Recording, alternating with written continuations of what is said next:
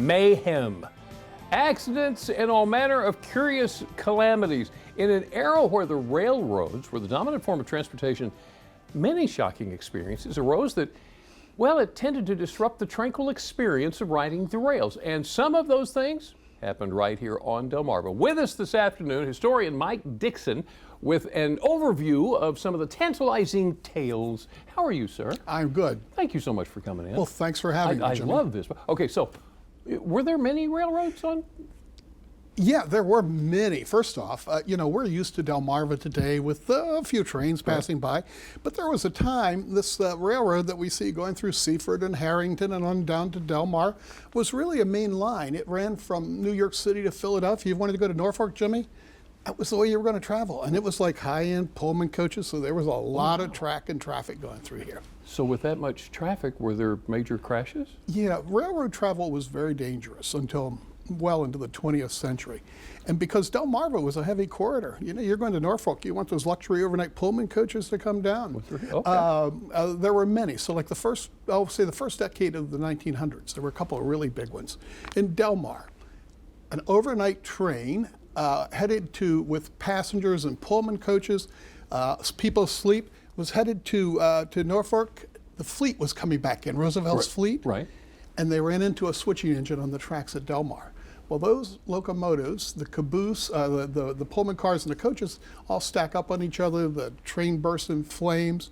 7 people will die. Oh my. Trixie, the educated horse, dies. Show horse. Right. And so it was very dangerous stuff. Wow. And you can kind of repeat that story, Jimmy. I mean, Greenwood has its disaster, an explosion in the middle of a blinding snowstorm. Albany, Virginia, some 8-9 people are killed. A lot of traffic, very dangerous work. Okay, so there were railroad detectives. Yeah. What'd they do? So in addition to safety on the railroad, there was a lot of crime on the railroads. I mean, a lot of crime. And so who are you going to go to for protection? You got the Sussex County Sheriff, maybe a couple policemen in Dover, a couple in Salisbury. Yeah. So the railroad started their own police agency to do enforcement. And that too was dangerous. I mean, there was a lot of, we didn't have any real Jesse James type robberies around here, but we had people robbing the trains and robbing the freight cars. There was an officer in the very early 20th century in Clayton, Delaware, trying to round up trespassers stealing from freight cars. Right. And he was killed in the line of duty. So very, very dangerous work. Goodness gracious. So what about the train stations? How safe were they? There you would have more like pickpockets and the everyday crime you would see in a congested area. But that was the job of the railroad police. I mean, they'd travel up and down this corridor and protect people. And I'm always amazed how many of those guys gave their lives trying to do that work. Really? Yeah. Oh my goodness. Okay. So is there anything else that stands out in your memory about the life of trains on Delmarva?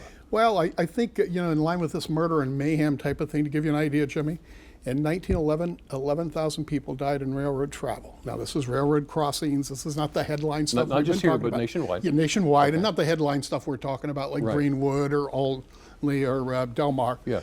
But 11,000 people. Can you imagine, compare that to airline safety? Oh my goodness. Until recently, we went a long time without any major commercial airline accidents. Right. And so it was very hazardous. And what happens in the 20th century, communications improves, automatic switching and coupling and things like that. So we get a real improvement on the railroad. Wow. You just taught me so much that I did not know about railroads. Well, thanks. You are the best. Mike Dixon, thank you so much for joining us today. Thank you, sir. Wonderful talking to you. All right, DelmarvaLife, we'll be choo-chooing right back.